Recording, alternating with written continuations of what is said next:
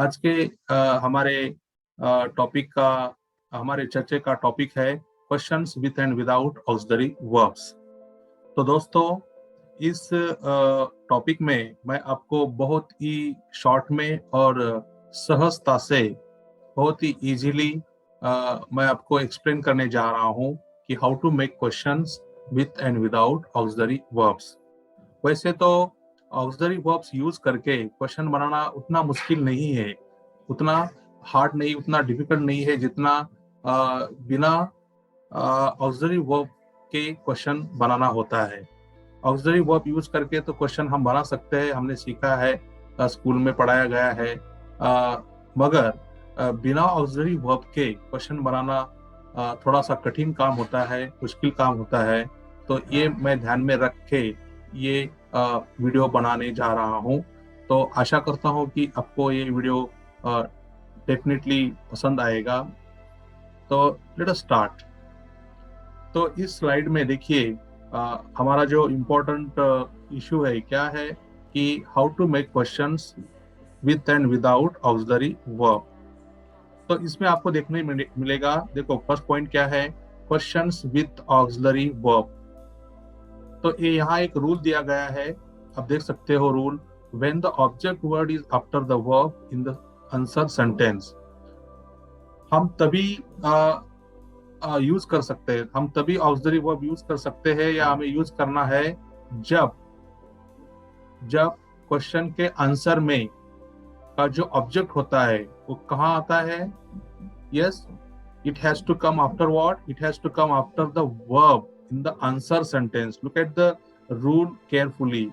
Yes, when the object word is after the verb in the answer sentence. This is very important. And when, yes, in the answer sentence. तो हमें अगर कोई question बनाना है तो पहले हमें उसके पॉसिबल आंसर के बारे में सोचना पड़ेगा।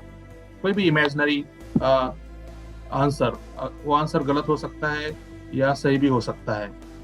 तो अगर उस आंसर में जो भी ऑब्जेक्ट है, ऑब्जेक्ट आपको मालूम है कर्म, जो भी ऑब्जेक्ट है, अगर वो ऑब्जेक्ट किसके बाद आता है, after the verb, after the verb, verb means क्रियापद, क्रियापद के बाद आता है आंसर में, तभी हमें क्वेश्चन में क्या यूज करना होता है, हेल्पिंग वर्ब यूज करना होता है, do does did according to tense.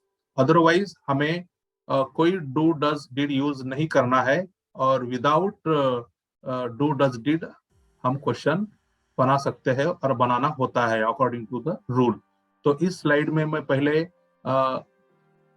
मैं एक्सप्लेन करूंगा कि why, how and when to make questions with auxiliary verbs. तो ऑलरेडी मैंने एक्सप्लेन किया है कि जब आंसर सेंटेंस में ऑब्जेक्ट किसके बाद आता है, वर्ब, वर्ब के बाद आता है, तब हमें क्वेश्चन में क्या यूज करना पड़ेगा, डू डज डिड यूज करके हमें क्वेश्चन बनाना होता है। तो देखिए क्वेश्चन, तो यहाँ कुछ क्वेश्चंस मैंने बनाए हैं। तो फर्स्ट क्वेश्चन है, व्हाट डिड यू सी। तो यहाँ आप बॉक्स में भी देख सकते हो कि the blue colour indicates object and the red colour indicates auxiliary verb. जो भी वर्ड्स आप यहाँ रेड कलर में देख रहे हो वो सभी क्या है, ऑक्सिलरी वर्ब्स है। और जो भी वर्ड्स आपको यहाँ ब्लू कलर में देखने को मिलते हैं या देख रहे हो वो सभी ऑब्जेक्ट्स है। तो दोस्तों, आप कहेंगे कि कुछ सेंटेंसेस में ऑब्जेक्ट नहीं होता है, तो नहीं होता है, ये सही है, क्योंकि इंग्लिश में दो प्रकार के क्रियापद होते हैं, transitive verbs and intransitive verbs. Transitive verb object के साथ आता है और इंट्रांजिटिव वर्ब बिना ऑब्जेक्ट के आता है। तो जब इंट्रांजिटिव वर्ब आता है, वर्ब होता है सेंटेंस में, तो कोई ऑब्जेक्ट नहीं रहेगा। अगर ट्रांजिटिव वर्ब होता है तभी ऑब्जेक्ट आता है।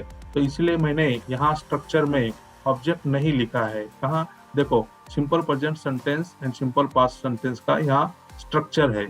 देखो यहाँ देख रहे हो, तो यहाँ कोई ऑब्जेक्ट है, V1 subject plus V1 plus remaining part of the sentence, no object. Yes, object is not compulsory all the time, sometimes it may be, sometimes it may not be there. यदि transitive verb आता है तो object रहेगा, transitive verb नहीं आएगा तो object नहीं रहेगा।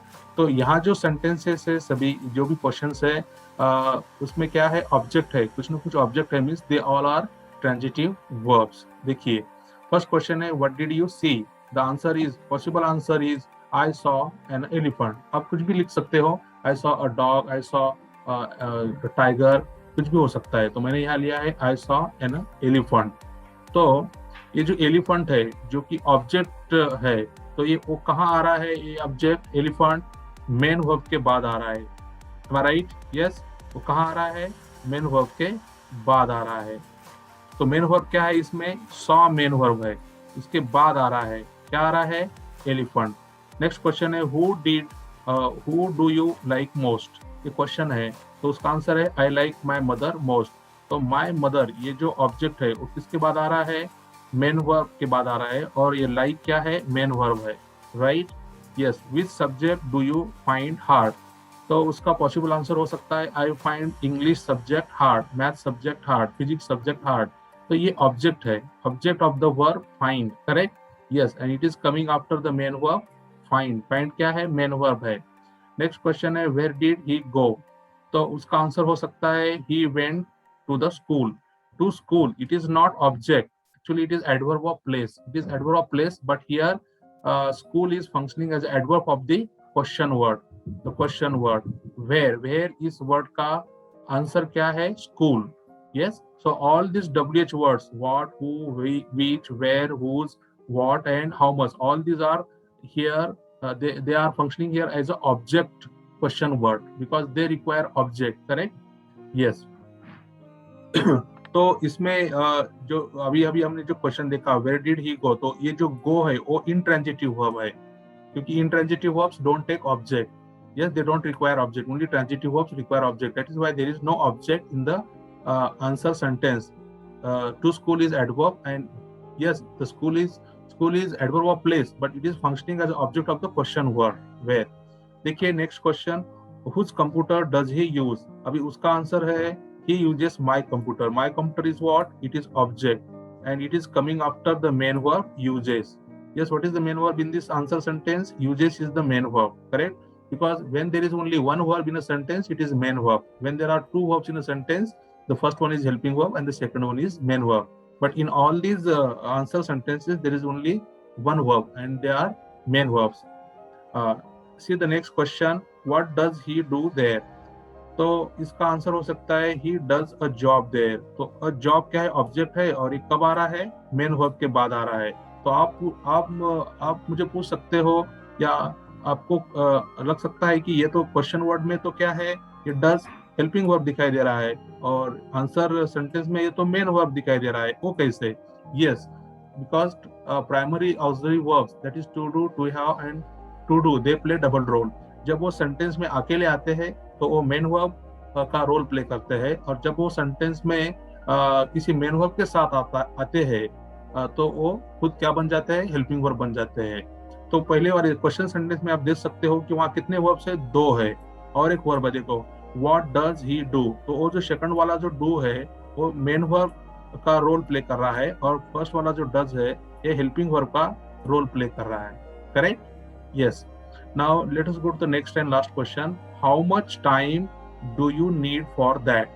तो इस क्वेश्चन में कितने वर्ब्स है, अगर हम केयरफुल लास्ट सेंटेंस में how much time do you need for that, इसमें कितने वर्ब्स है, दो वर्ब्स है, do and need, and when there come two verbs the first verb functions as a helping verb, correct, so this do is helping verb and need is main verb, actually it should have been highlighted in red color, right, so it is helping verb, which verb, helping verb, and need is main verb। तो in this way ये जो rule है, rule क्या कहता है, when the object word is after the verb, तो ये सभी जो ऑब्जेक्ट है ब्लू कलर में, elephant, mother, English subject, school, my computer, job, 2 weeks time etcetera, ये सभी ऑब्जेक्ट किसके बाद आ रहे हैं, they are coming immediately after the main verb, correct. So all these the answers, they perfectly match with the rule, hence we have to use auxiliary verbs to make the questions, yes। तो चलिए अभी next slide में देखते हैं कि without auxiliary verb question कैसे बनाना है और बनाए जाते हैं, कब कैसे। तो देखिए रूल क्या है, questions without auxiliary verbs when. Yes, what is the rule? The rule says when the first word is the subject in the answer sentence. जब किसी क्वेश्चन के आंसर सेंटेंस में अगर पहला शब्द क्या क्या रोल प्ले करता है, सब्जेक्ट का रोल प्ले करता है, तो हमें क्वेश्चन में क्या यूज करना होता है, हेल्पिंग वर्ब यूज करके क्वेश्चन बनाना होता है। अगर सेंटेंस के क्वेश्चन के आंसर के सेंटेंस में का फर्स्ट वर्ड अगर सब्जेक्ट नहीं होता है तो हम विदाउट ऑक्सिलरी वर्ब क्वेश्चन नहीं बना सकते हैं। तो देखिए व्हाट हैपन देयर, तो उसका आंसर पॉसिबल आंसर हो सकता है an accident happen there, a programme happen there, a meeting happen there, जो भी हो, कुछ भी हो, मगर what is the subject of this answer sentence? An accident is the subject. Happened is what? It is verb. And there, that is adverb of place. That is adverb of place. तो बाकी का जो भाग है sentence का, remaining part कुछ भी हो सकता है। हमें सिर्फ क्या देखना है, हमारी कंसर्न क्या है यहाँ, कि हमारी कंसर्न है whether the first word is subject or not according to the rule given here above. Correct? Yes. तो यस, एक्सीडेंट क्या है, सब्जेक्ट है। Who helped you, Tom help me, ये भी सब्जेक्ट है। Help is what, verb, me is what, object. Yes yes, this is object. तो हमारी concern क्या है, whether the first word is subject और नॉट, तो टॉम सब्जेक्ट है। विच party one the election, BJP, तो पॉसिबल आंसर हो सकता है BJP one the election, Congress one the election. Yes, तो बीजेपी क्या है, सब्जेक्ट है। Whose dog beat you, my neighbours dog beat me. Who's my neighbors, ये भी सब्जेक्ट है। My neighbor's dog, actually dog is also the part of the subject. Yes. How much time is left for the show? Just 10 minutes time is left for the show. This is also subject. And all these subjects are coming before main verb. Correct? तो rule is very simple.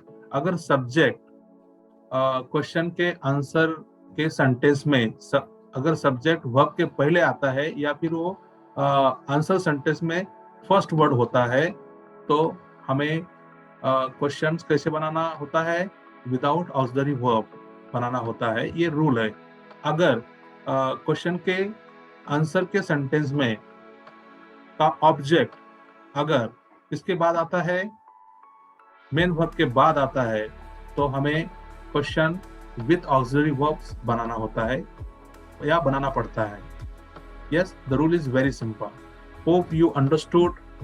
You got the concept clear. Yes, my dear learners. आशा करता हूँ कि आपको ये video समझ में आया होगा। आज का जो टॉपिक था questions with and without auxiliary verbs, आपको बहुत ही अच्छी तरह से और बहुत ही सहजता से और 100% समझ में आया होगा।